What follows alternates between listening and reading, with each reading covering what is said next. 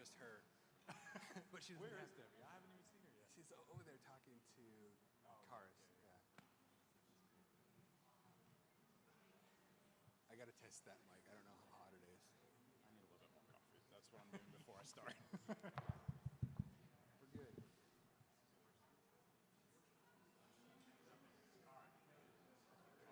Do I have time to run and warm this up?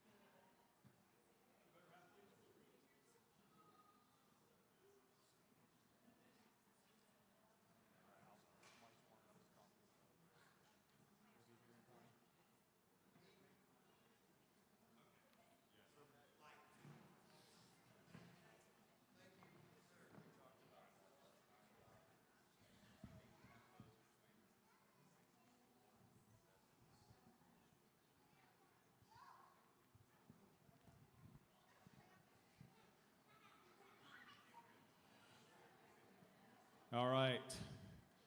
We all have Sunday lunch waiting for us, so let me go ahead and get us started.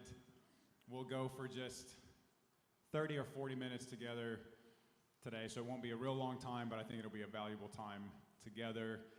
This church family meeting rhythm is something that we started out probably a year and a half ago now, and this format seems to work pretty well of just tagging it on to the end of a service about once a quarter. So thank you for hanging out with us. If you're online, thank you for sticking with us as well.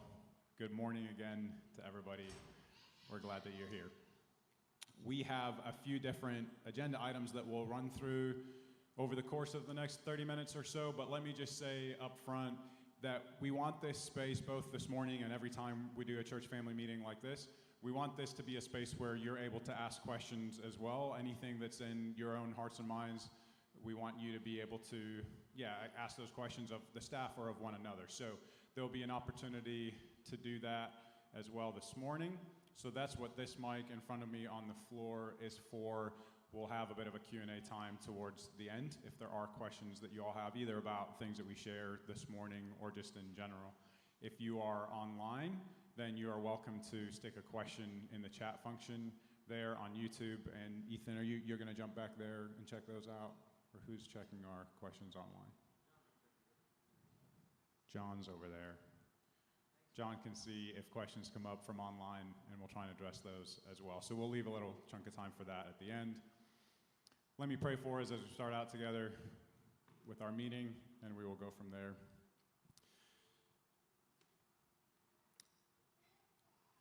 God, we know that you're with us every morning, every Sunday that we gather in this space. Sometimes it feels a little more palpable, and I just sense that this morning, that you really are with us.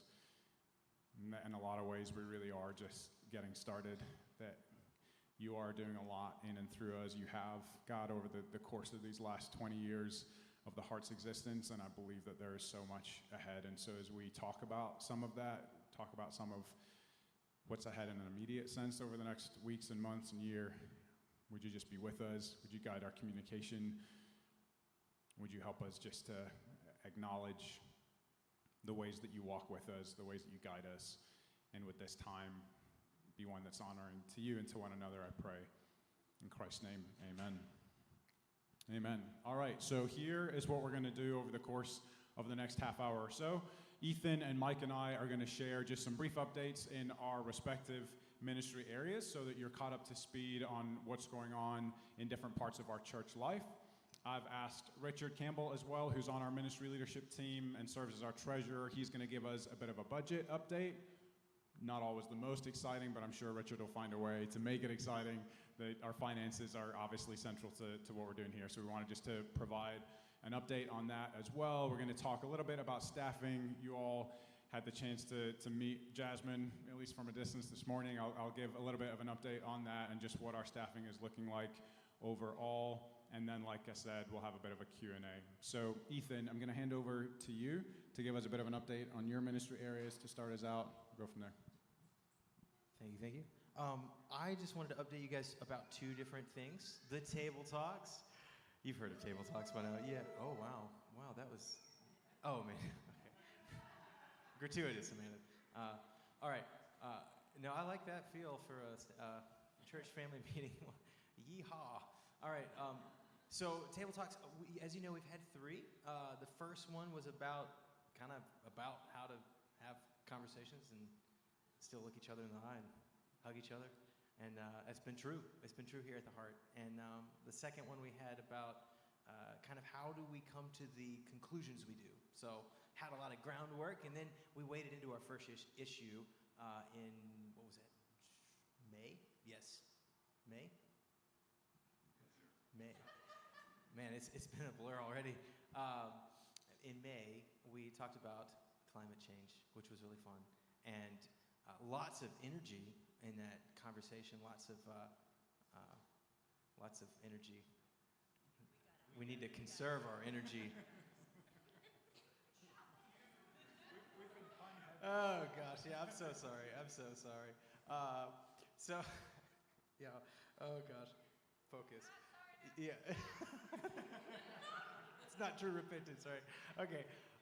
So that being said, I just wanted to acknowledge publicly, I've got inboxes with things of ideas. I guess I should have anticipated this. We should have anticipated this.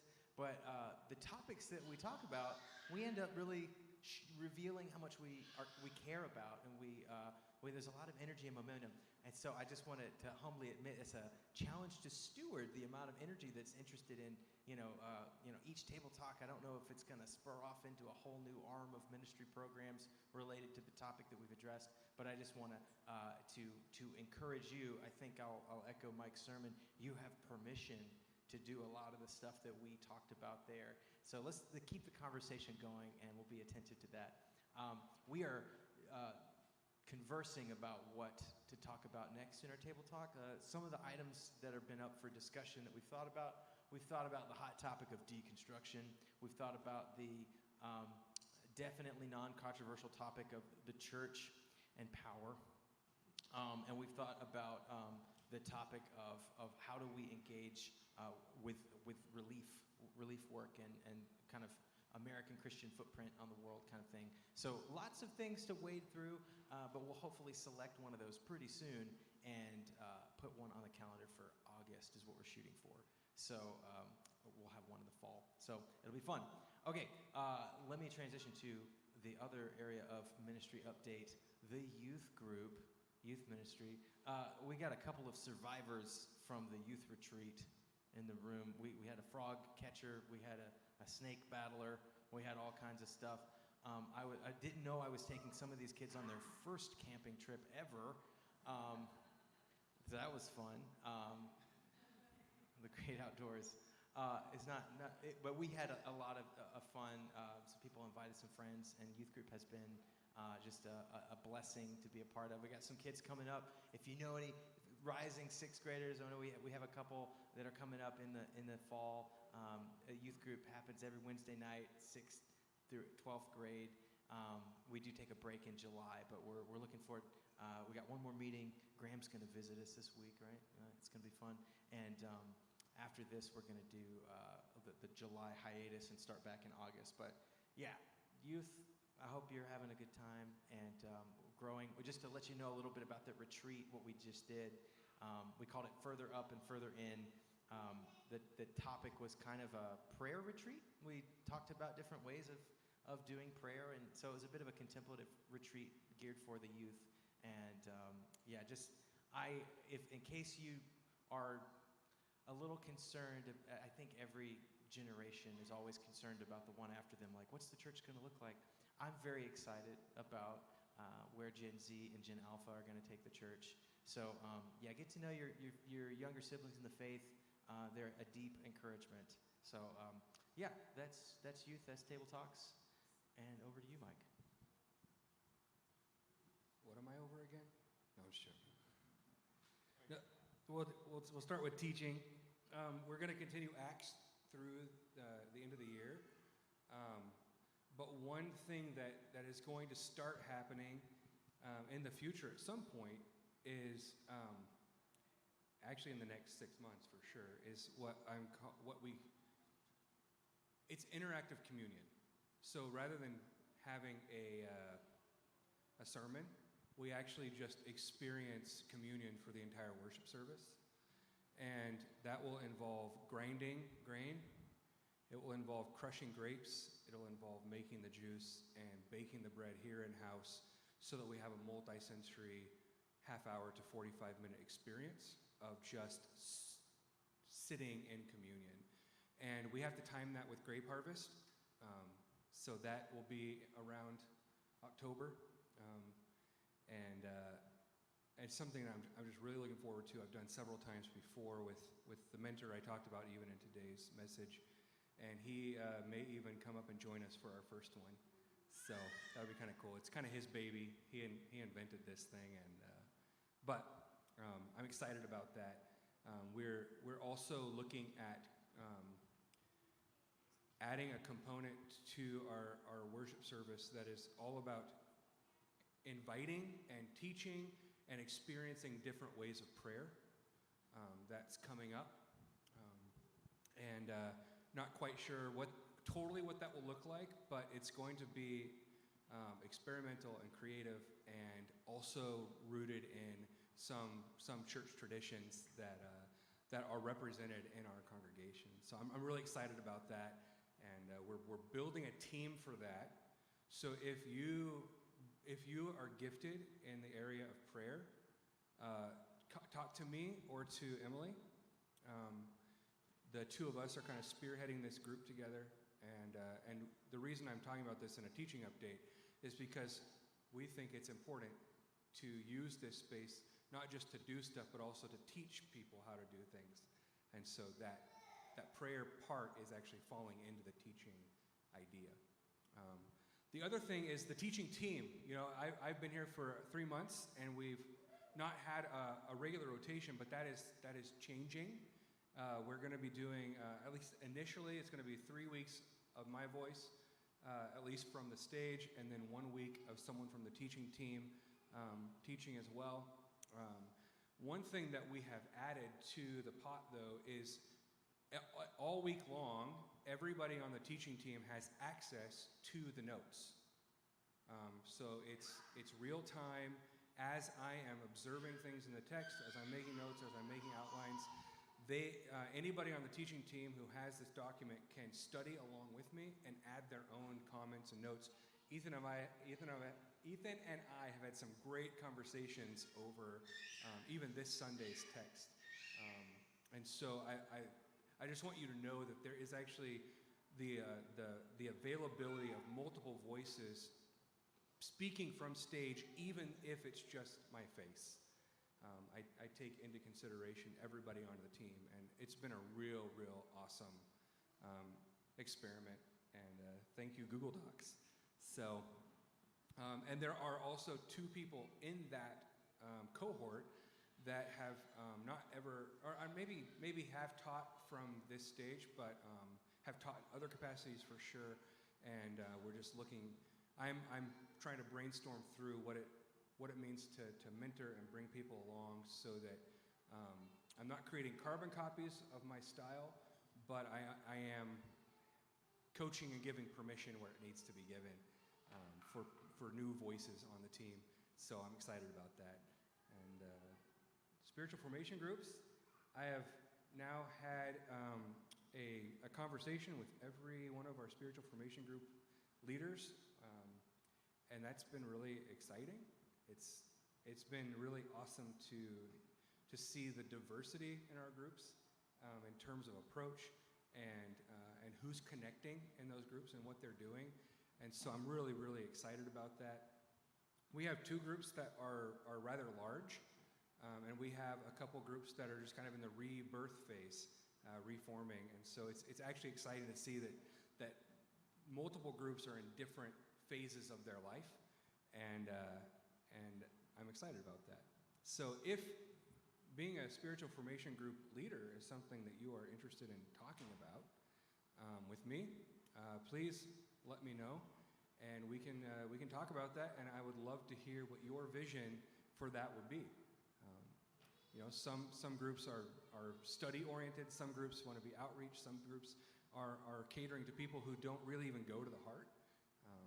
So it's this beautiful, wild thing that's happening, and I love it. So that's pretty much my update. Sorry, I totally gaffed earlier about kids ministry. As you guys know, back in, spring. Man, it's all blended together.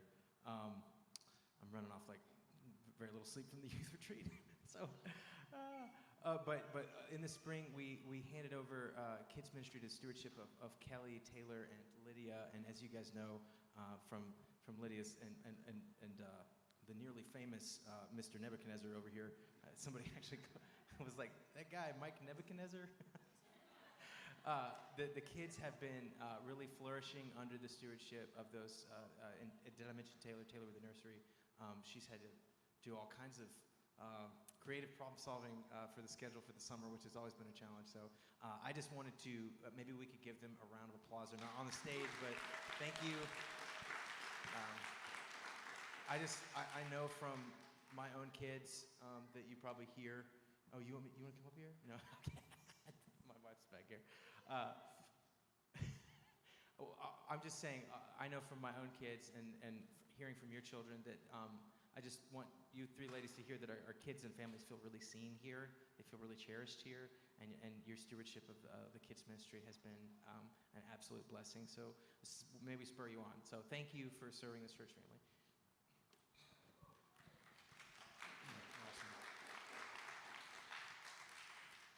So let me just give some brief updates in kind of the service category, and then Richard, I'll invite you up here.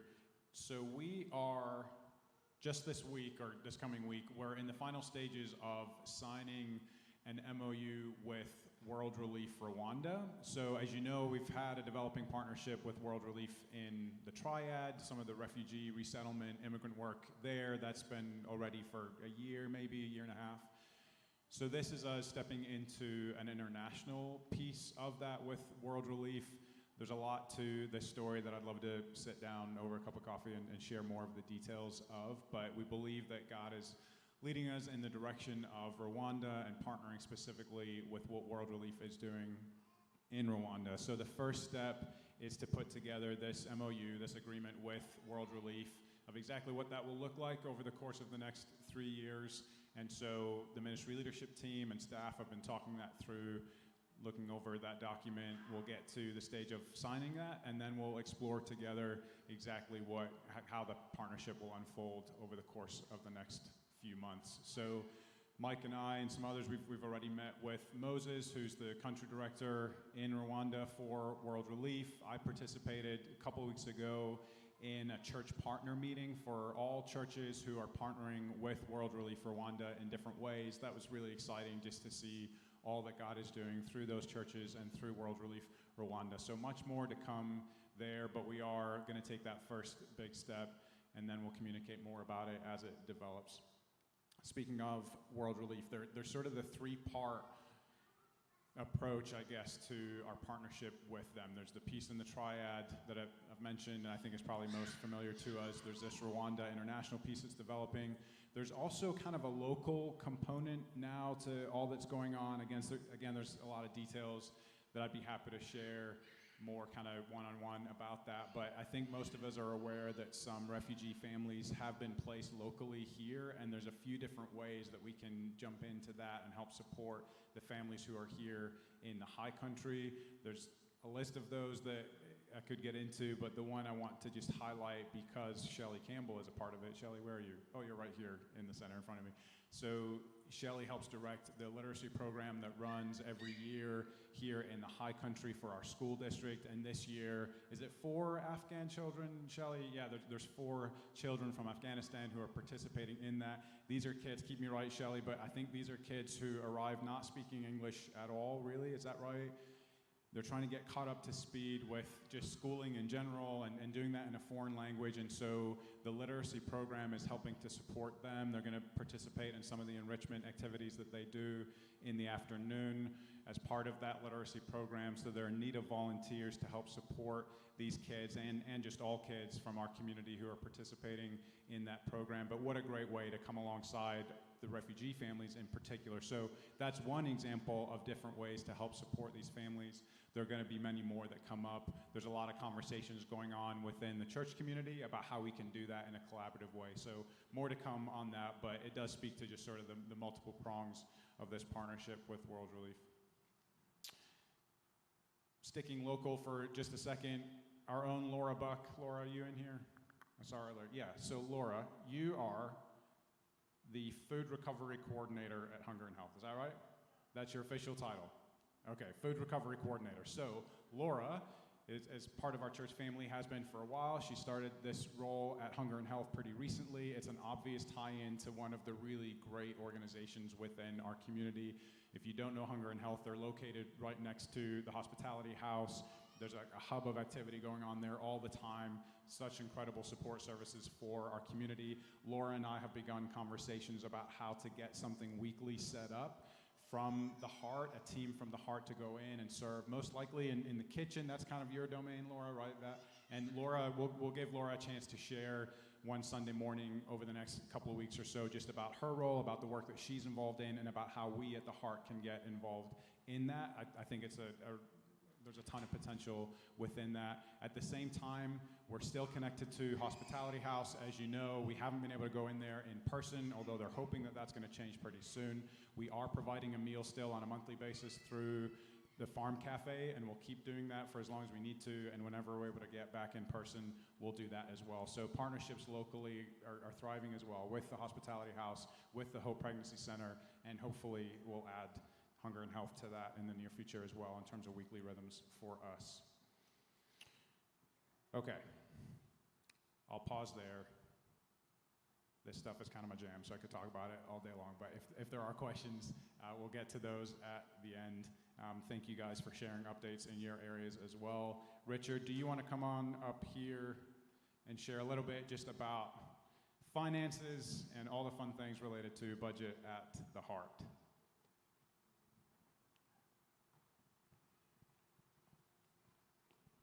Brace yourselves, I've got a whole notebook of numbers and formulas and spreadsheets. I'm kidding. I just want to start off by talking about how proud and privileged I am to be a part of this church family and the roads we have navigated over the last few years and the transitions that we have walked through, the reorienting and the clarification of our vision and our values, and just all of the time that the staff, the leadership team, and you all have put into helping to form who we are as an organization and a church family.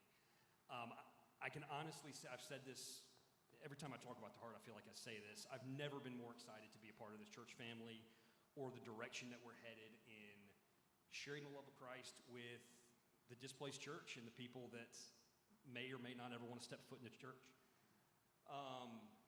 I also want to thank all of you for partnering with us and coming alongside to give financially, to volunteer, to provide feedback, to engage in table talks, to engage in ministry opportunities. That is what we are, and that fulfills our vision. Thank you for being a part of that and being in this room and walking alongside the Heart family. As far as the budget goes, this will be really short and sweet. As I'm sure you can all guess, our budget has changed a lot over the last 12 months and 2 years and 3 years and so on. It's almost not even worth comparing last year to this year and so on and so forth. But from a day-to-day standpoint, our budget looks, our expenses and our income look very much like what was projected, the budget that we put in place at the beginning of the year. Kind of a real high-level breakdown of our budget. The vast majority goes to staff salaries, and then facilities here at the high school, and then outreach opportunities that Graham highlighted, and then the other ministry opportunities kind of internally. Youth group, welcome team, communion, and juice and bread and all those things. For the year, so through the end of May, we are running about a $6,000 loss. That's not that doesn't sound great. It's not great, but that's also not entirely uncommon for the first half of the year. A lot of givings in the last half of the year, et cetera, et cetera. But also a lot of that loss can be contributed to recruitment and hiring expenses that weren't necessarily a line item in the budget. Overall, I'm very happy with the financial health of our church. We're in a good place. We have a good cash flow rhythm. Things are moving along well. And I want to thank you for that. That's not always been the case, and that has ebbed and flowed throughout the church's 20-year history, and will continue to do so. But thank you all for partnering with us, particularly financially, since that's the short straw that Graham and Ethan gave me. Moving forward into the second half of the year, I just want to reiterate how excited I am to see the World Relief partnership blossoming, the table talks growing, Mike finally having your family here with us, the prospects, let's talk to that. Prospects of hiring a new worship director and just all of the exciting things that are going on in our church. If this is where you feel your church home is, I want to encourage you to continue to partnership with us and partner with us in new ways. If you're called and you're able, partner with us financially. If that's not in the cards, volunteer, help set up with the band, help work the sound booth, help with table talks and get that organized and set up, help set up the welcome team, help take care of kids and play with kids in the gym. There are lots of ways to get involved in a myriad of different ways, and I would encourage you to do as many of them as you can. That will help grow you, that will help build relationships, and that will help ultimately share the love of Christ with our community and beyond. Thanks, Graham. Thank you, sir. Like Richard's saying, I feel, again, it's true all the time, but sometimes you're just kind of more aware of it. And I feel just so aware this morning of God's provision for us as a church family. That includes our finances for sure. And again, to reiterate what Richard was saying, thank you for your generosity always, and in particular over these last couple of years and all that we've navigated. God has provided for us financially, and he will continue to do that. I believe it with my whole heart. So grateful for his provision in that way. Grateful for his provision in Mike and Mike's family. Grateful for how he's walked us through the process with Jasmine thus far. Grateful for the ways that God has shown up and provided for our church family in myriad other ways as well. So Richard, thank you for that reminder. Speaking of staffing, so we knew sort of summer of last year as we talked through staff again and ministry leadership team, just talked through where we're at as a church family, where we felt like God was leading us. We knew that we were going to hire a pastor of teaching and discipleship. We knew that we needed to bring somebody on staff to help guide our worship ministry, and that's gone back and forth from full-time to part-time. There's pros and cons. There's lots of discussion to be had there. What we feel like we can do right now is the part-time worship director position, but obviously our hope and prayer is that as our church family continues to grow, that role would grow and that other roles would be added to it as well. But we knew that we needed the pastor of teaching and discipleship. We needed the part-time worship director. So Mike was the first. I think Richard said that the deficit was your fault, man, that the recruitment piece. I'm not certain, but I think so. But we're still glad that we did it. We're still glad. Mike has been just an incredible addition to our staff. It feels like he's been on staff forever in a good way already. So we're thankful for that. Thrilled that Mike's family is here with him now to complete that picture. So that was kind of step one. And step two is to turn our attention to the worship director piece. Thank you again to Jasmine for being with us here this morning and for the last time that you came through as well. When was that, Jasmine? Maybe a month ago? End of May. So Jasmine's been up here with us for a couple weekends, and we're just excited about all that God is doing through that process as well. So those were the pieces that we knew we wanted to get after, and we've done that. As to other staffing needs, we'll continue to hold that before the Lord and just consider that with one another. But we feel like that really gets us to where we wanted our staff team to be at this point in time, and then we'll continue to look to God for what the future brings, if that makes sense. Okay.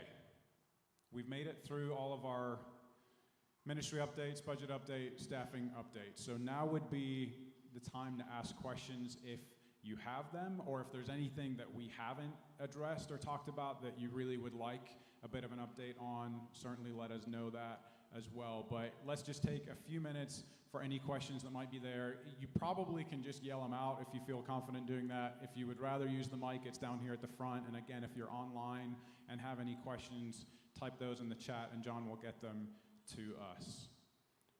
Kyle, yep. Richard exhorted us to be involved. Are there particular needs that you could recommend us to? Yeah, thank you, Kyle, for asking that question. Kyle's asking if there are particular ways that people can get involved or particular needs that are present within our church life right now in terms of volunteering. The truth, Kyle, is that every area is always in need of people. That's the summary statement. Our kids ministry with our nursery volunteers, the volunteers in the gym, helping Lydia up front here with teaching. There's always spaces for people to jump in and invest in that demographic of our church family that's so important. Youth group as well, there'd be opportunities within that. Our welcome team really needs some additional people to help create that hospitable space for people coming in on a Sunday morning, but we'd also really love to grow that and grow the hospitality ministry within the Heart as a whole. Heather, I'm thinking of Heather Perry. Where are you, Heather? Heather has a real heart for that. We'd love to grow that. So the more people we have within our welcome hospitality ministry, the more opportunities we have to do that with our church family picnics and other pieces. So there's definitely opportunities within our welcome team. We need a volunteer coordinator for our welcome team right now if anyone has that sort of administrative bent. What else am I not thinking of, guys? Stage crew for setup on a Sunday morning. Do you play the drums? We need a drummer. Ray is phenomenal. Don't be intimidated by Ray's talent. If you play the drums, we want you. We want you. Yeah, the worship ministry set up. Yeah, truly what I said is true up front, that every area of church life we would welcome people into. But yeah, anything else you guys would mention in particular? Okay. Yeah, John.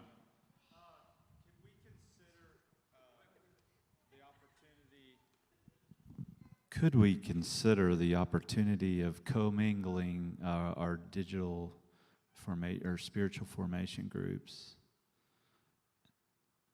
I don't understand the question. Sorry. No. Yeah, I mean, we have digital formation groups, and there's a lot of them. I don't even know who's in what, and I think it would be cool for some of those to get together in ways just because it's, you know, if you're not in one, it's an opportunity to get deeper and to really bond with some of your brothers and sisters. And I think bonding groups together, you know, meeting at the park, whatever that might be, could really be a cool opportunity to share some of that depth and meet other formation groups, see what they're doing, that kind of stuff. I love that idea. It's the first I'm hearing it, so my immediate answer is yes. We'll call it small group, big group. I'm just joking. That was a dad joke, I'm sorry.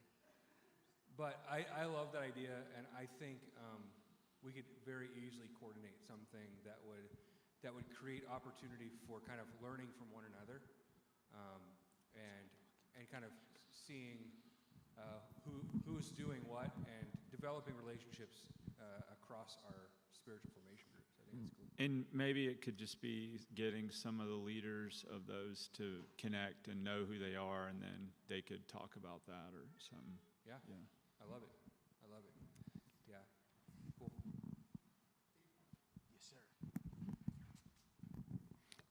Two different topics. Most importantly, can we get access to the thermostat in this room on Sunday mornings?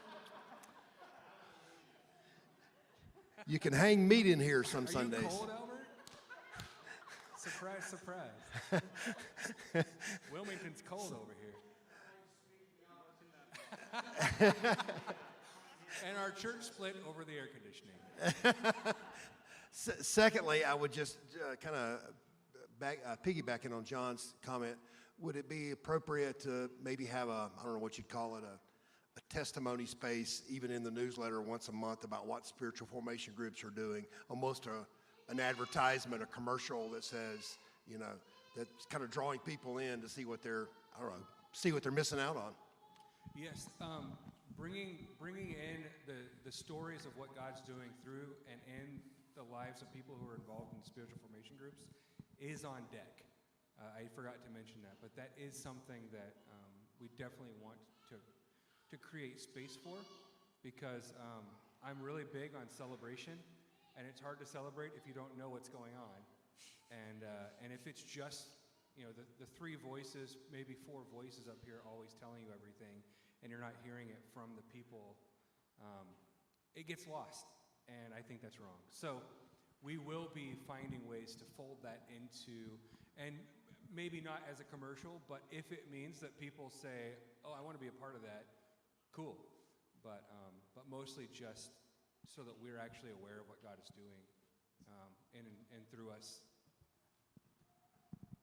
Yeah, I think what that makes me think of too, certainly Sunday morning from the stage is not the only venue that we have to let people know about spiritual formation groups or anything else going on within the life of the heart. You mentioned the email, John. We can do it that way. We have a blog, we have social media, all that kind of thing. So we want to be intentional about all of the spaces outside of Sunday morning, but also, and this kind of piggybacks on the point that Mike was making earlier with some of the interactive communion ideas and other pieces, our heart's desire, we've been talking about this for years and probably with more intensity over the last 6-8 months.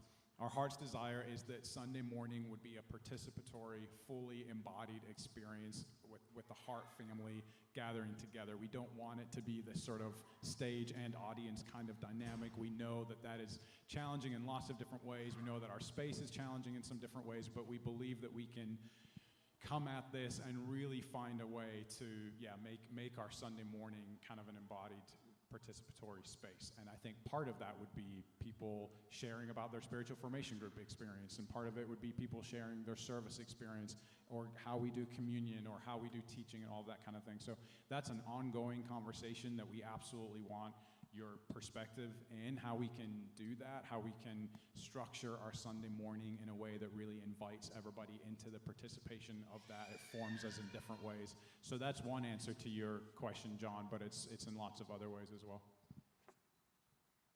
What else? So this just came into my head, and I don't want to put extra pressure on you guys. I know you have a lot. But so when we started with the Heart, there was an app, and I am not very technologically. John has that skill, and I have less than that skill, if that's possible. I like books, paper books, and paper calendar. But I liked the app. It was really helpful because I have so many things reminding me all the time of so many things that I actually don't care about, and I care about this. And so I didn't know if that was ever going to start again. Yeah, great question, Deb. Thank you for asking it. The app still exists, actually. The functionality and the software behind it, and PushPay, who supports the app, we still have our contract with them because they also support our online giving. So it actually initially, and Ethan and Mike, you guys speak to this as well, this is just my perspective, I think initially that was just a matter of limited bandwidth for Ethan and I at that point in terms of who can pay attention and what, and so it wasn't something that made the top of the list in terms of where our attention was going. So that was kind of the initial piece. Then it became a question of, is our church now at a size where an app and the functionality of an app isn't particularly helpful or isn't really serving us in the way that it was before? I don't think we've ever come to a full answer to that question. We sort of figured, maybe there's not as much of a need for that right now, and that's why it didn't make its way to the top of the list. But if you and others feel like this would actually be really helpful, and if it was worth taking up some time, staff time during the week, then we can definitely consider it. Like I said, it still exists. It wouldn't be hard to make that switch. It just was a matter of feeling like it wasn't the best way to communicate for where our church family is at right now. But we're open to feedback on that. Anything you guys would add? No. Okay, good. Yeah. If others are missing the app or feel like there's something we could do with that, or to Kyle's question, if somebody wanted to jump in and take over the app, that'd be awesome. But yeah, that's kind of where it's at right now, Deb.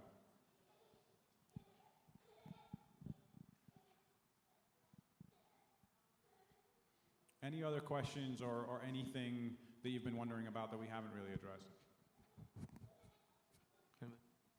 Anybody? I'm walking around. I've got a mic. Kyle, are you stretching out there for the mic, or are you just stretching in general? Oh, shit. Yeah, she's good. I can see her. If you have a dog, call me. We can't do soliciting here, Asher. Did you Sorry, say if bud. we have a dog? What did you say, Asher? I missed it. If you have a dog, call me. Like for dog walking services? Yes. Oh, okay. All right. We do not officially sponsor Asher's business. I'm required to say that. Taylor? Is that Lydia? No. We like statements too. Since you brought it up, if you are at all interested in teaching like a kids moment, totally just contact me because I'd be happy to have you do it. I enjoy what I do, but I also want to have people, if somebody's got something they want to say, don't feel like you can't come up to me and say, hey, I'd like to do that, because that'd be awesome. That's all. There you are. Lydia, you're doing such a fantastic job in that role, and that Ethan kind of said this already, but we are so incredibly grateful for all the ways that people have jumped in over the last 18 months. It's been above and beyond with our volunteers and with our giving, and in so many different ways. We can't say thank you enough from the stage. So thank you to Lydia, and thank you to everyone for sure. I have just kind of one last thought to wrap us up if there aren't any other questions, but I don't want to cut anybody off. Going once, going twice. We're all hungry now, I think. Okay. So, just reminded again this morning, both in our service and even as we gather together in this meeting space, just reminded of the importance of these two statements that are guiding us: our mission statement of reconciling people to God and each other through Christ's love, simple, and then our vision statement that's a little bit newer, but creating spaces of hope and healing where Christ's love can be put into action. And I'm just so more convinced than I ever have been of the importance of each of those statements and the way that they interact together. We are a church family that is rooted, deeply rooted in the person of Christ and who Christ is and what he has accomplished and who that allows us to be. And also, we are not afraid to step into the hard, nuancy, non-black and white, challenging parts of our world, and we want to show up there as the hands and feet of Christ. And that is what our mission statement and our vision statement are getting after. And I don't know what kind of week you've had or kind of month or year, but the kind of week, month, year that I've had, I've said to myself probably 1,000 times, I'm so thankful that I'm part of the heart, because it allows me to do those things. It allows me to be deeply rooted, unashamedly so, in the person of Christ, and also to show up open-handed without all the answers, and to ask big questions and to believe that God meets us there. And that's who you all are, and all of these updates fall under that umbrella that I believe is of God and for God, and he is leading us forward. And I want to ask the band to come back up and do that song about, like, what was it that we're just getting started? That I was all about that song. I'm not actually asking unless you want to, but it was awesome. It was awesome, and it just gets after exactly what we're talking about here. So glory to God. John, you've made your way to the front. I do. I want to say one thing. I want to thank you and Ethan and our ministry leadership team for all the leadership y'all have shown over the last couple of years. Y'all have carried a heavy load for a long time, and I'm grateful. I think I speak for everyone that says we're all grateful. Yeah. So thank y'all. Thank you, John. Thank you, John. I think that's all we've got. Anything else that you guys would add? Yeah, amen. Amen. God is with us. He's leading us forward. We will have another church family meeting soon, but between now and then, like I said, we do those about once a quarter, but the door is always wide open for this kind of conversation on sort of a one-on-one basis, or if you ever want to jump in on a staff meeting or whatever it is. We're in this together, right? Truly, this is a church family, so that door is always wide open for conversation between church family meetings, but the next one will come up in the fall. Thank you for sticking around and being here a little bit longer this morning. Blessings on your week. We're grateful for you guys. We'll get you soon.